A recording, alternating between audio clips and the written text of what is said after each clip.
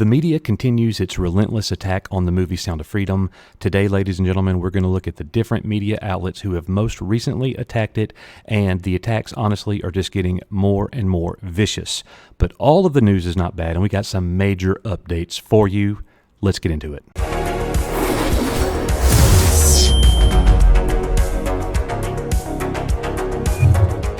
Hey everybody, welcome back to Coach's Archive. So glad and honored that you are here. You are important. If you like the truth with no spin, you are in the right place. We're talking all things Sound of Freedom. I want to give you a little positive story first. You can see it right here.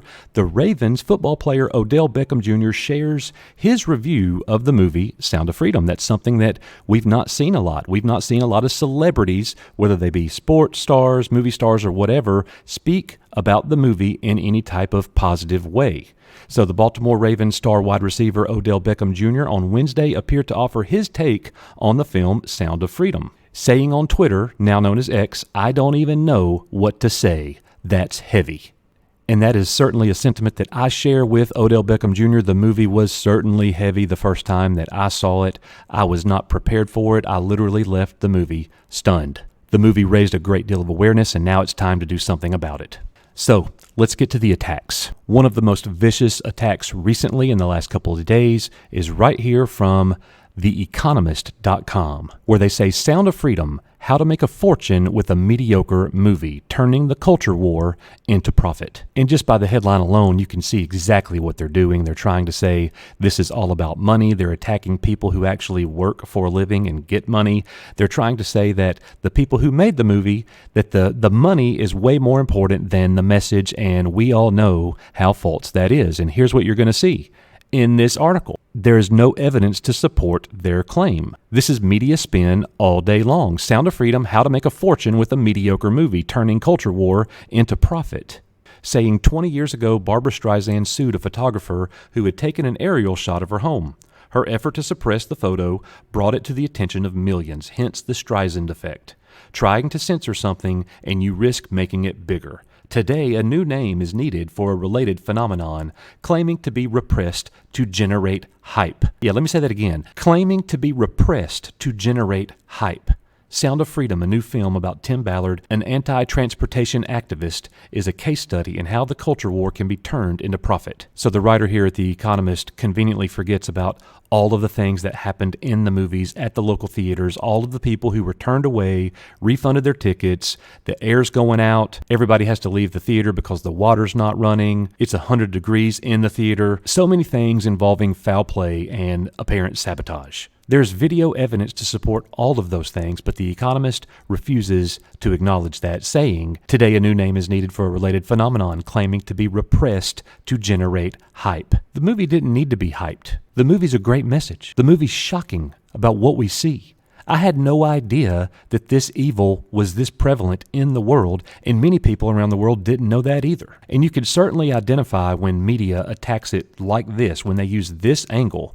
They don't even say anything about the wickedness of transportation. They don't say anything about the great evil that's existing and what we can do to fix it. They just want to attack Angel Studios, Sound of Freedom, Jim Caviezel, Tim Ballard for making money, which is ridiculous. And speaking of it being all about money, the second paragraph from economist.com says on July 20th, the film, which was released on the 4th, became the first post-pandemic independent movie to make $100 million at the box office in America.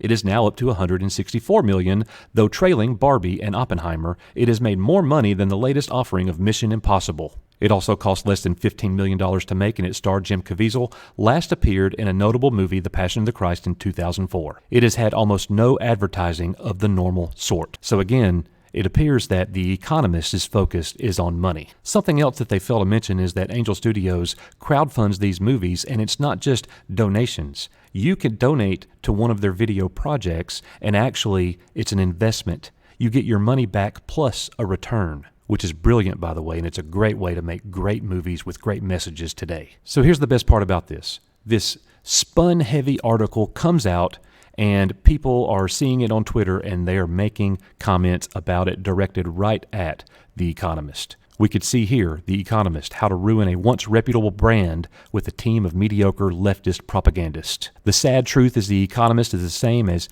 any other news organization. They are all owned by the same 6 companies, which in turn are all under the control of majority stakeholders like Vanguard and BlackRock, who control 80% of the stock market. You guys really need to stop blatantly picking on this movie. It's really not a good look. The fact is, it is in a big budget, and people are watching it in droves. Speaks volumes.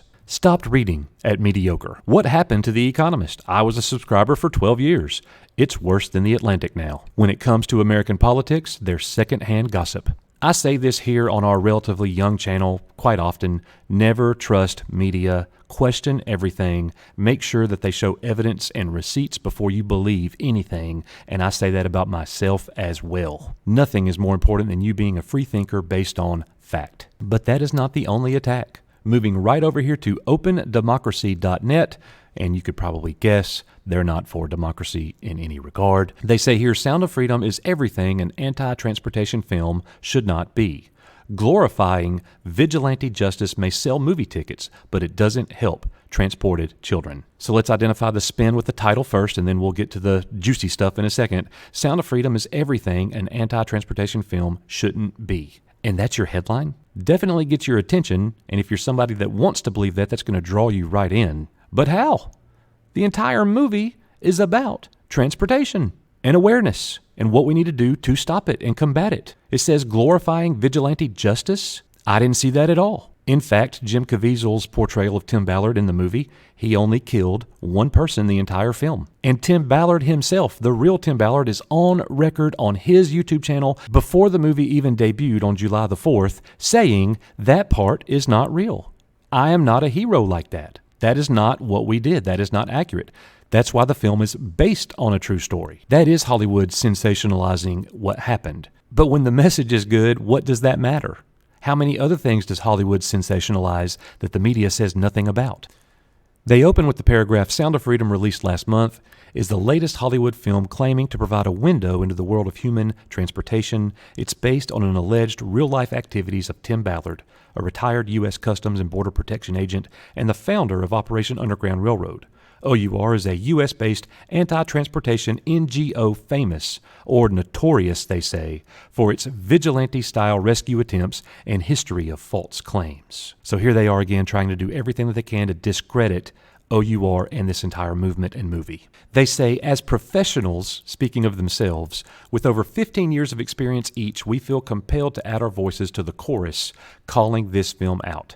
Sound of Freedom's sensational depiction of transportation, dehumanization of survivors, and rock and roll attitude to their rescue is as seductive as it is misleading for moviegoers. It gives them false information while inspiring them to join the fight against transportation. And that combination is extremely harmful to the real work of supporting survivors that we do. They finish saying, we need these voices of reason because this film's attempt to raise awareness is not just reckless, it's downright dangerous. I just can't comprehend the media and where they're coming from. You're not telling us how it's dangerous, you're just telling us it's dangerous. And you're not answering those questions because it's not dangerous. It doesn't matter if the movie sensationalized one killing of a evil person. And we already have the record that that event actually didn't happen. But much of the story is based on a true story. Tim Ballard worked for the federal government. Tim Ballard worked in the Trump administration at the wall, at the border. Tim Ballard has a military history and background. And you don't think he's going to use his skills and his knowledge to carry out his missions? What are you thinking?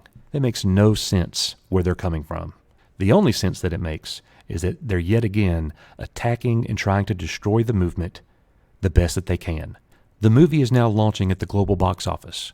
And here they are again, preemptive strike, trying to kill it, trying to kill the interest of international moviegoers. And we cannot let that happen. So let's talk about money. What's going to happen when the movie comes to the streaming platforms? Who is going to release it? Who is it going to be made available for? Well, this report here at Screen Rant says Sound of Freedom streaming rights could sell for up to $10 million at least to 3 different streamers. Well, this report right here at Screen Rant says Sound of Freedom streaming rights could sell for up to $10 million or more as at least 3 streamers circle the movie.